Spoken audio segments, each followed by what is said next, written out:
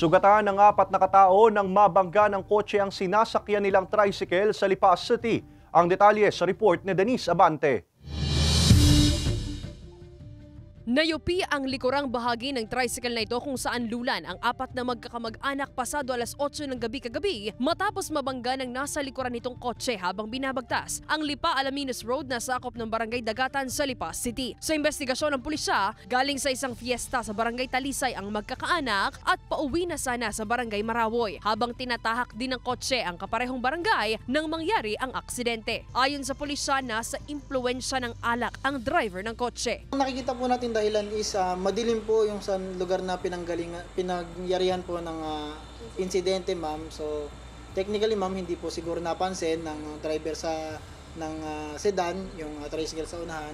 And siguro factor na rin po, ma'am, yung nakainom po yung driver. Mga sugat at gasgas sa iba't ibang bahagi ng katawan ang tinamo ng mga biktima. Nagkaroon na rin ng pag-uusap ang magkabilang panig hinggil sa pangyayari ayon sa pulisya. Nagkasundo po sila, ma'am, na babayaran na lang po ng nakabangga yung medical expenses po ng pamilya. Hindi na rin po mag-proportion ng kaso yung pamilya.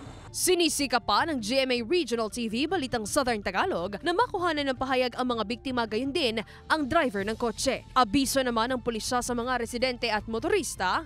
Since marami nga pong piyestahan dito po sa ating lugar, pakiusap na lang po namin, and ang aming paalala is wag na po tayong, pag tayo po ay magmamaneho, lalo't this oras po ng gabi, is wag na lang po tayong uminom. Wag na lang po tayong mag-drive. Hindi pabukas na lang po natin. Kasama si J. R. Manjares, Denise Abante, Balitang Southern Tagalog.